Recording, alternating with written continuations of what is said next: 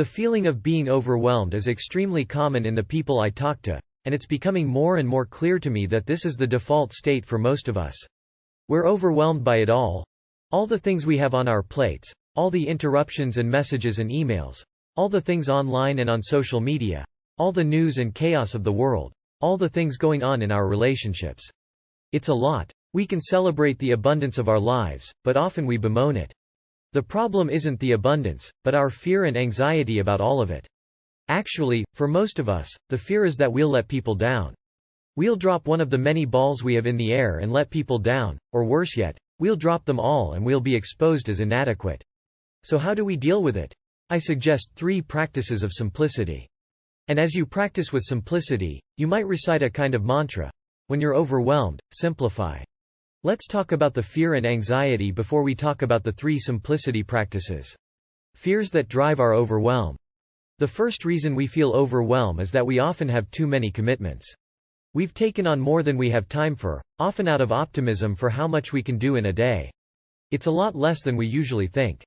We say yes to too many things, partly out of optimism, but also because we are uncomfortable saying no to people.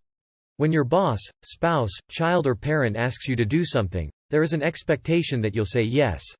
The idea of saying no to them and protecting a boundary can bring up a lot of fear of letting that person down or upsetting them. This plays out even with people who are not as central to us, coworkers, neighbors, friends. We don't want to say no to them, out of fear of letting them down or upsetting them, so we say yes. This creates a huge pile of things we can't do. Having a huge pile of things we can't possibly get done on time then brings up the overwhelm. What if I can't do all the things in my huge pile of things? I'll fail. And let people down.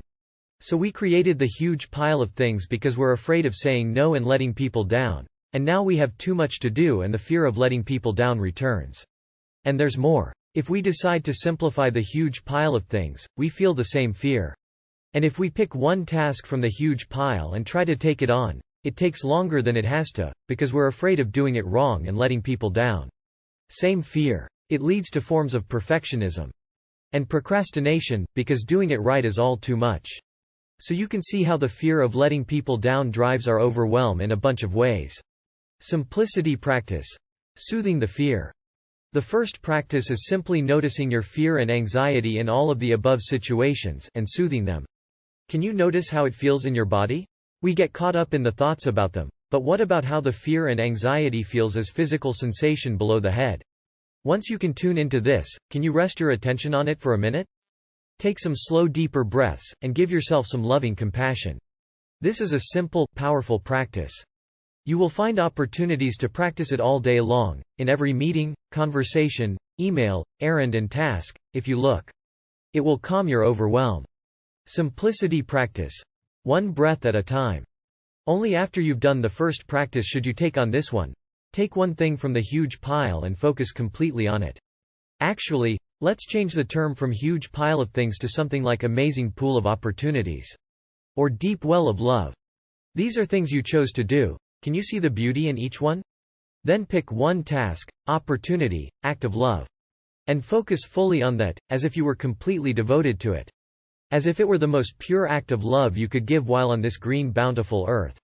We can only breathe one breath at a time. Even though we have millions of breaths left to breathe, hopefully. We don't get overwhelmed by all the breaths we have to breathe, we simply breathe the next one. What would it be like to simplify, and focus on just the next thing to do? Ask your heart. What do I want to do next? What am I being called to do? Then give yourself to that. One at a time. That's all we can do. It's so simple, so pure, so beautiful. Simplicity practice. Protecting your time and commitments. Finally, what can we do about having too many things to do? Well, first, we'll probably always have some of that, no matter what. We can relish in the abundance of it if we like. Can you imagine what would it be like to never have anything to do? We're blessed with abundance. Second, we can start saying no more. A sacred no, that honors our boundaries and honors that we want to be a hell yes to things. A sacred no that is a gift to the other person, because then they don't have to be a burden on us. A sacred no that is a gift to us, because then we can be a hell yes to what we truly want. This will bring up fear for many of us. We know how to practice that fear. See the first simplicity practice if you've forgotten. Honor it, But don't let it drive you to say yes to something you don't want to do. What would life be like if you let your sacred no protect your time and the commitments you cared most about?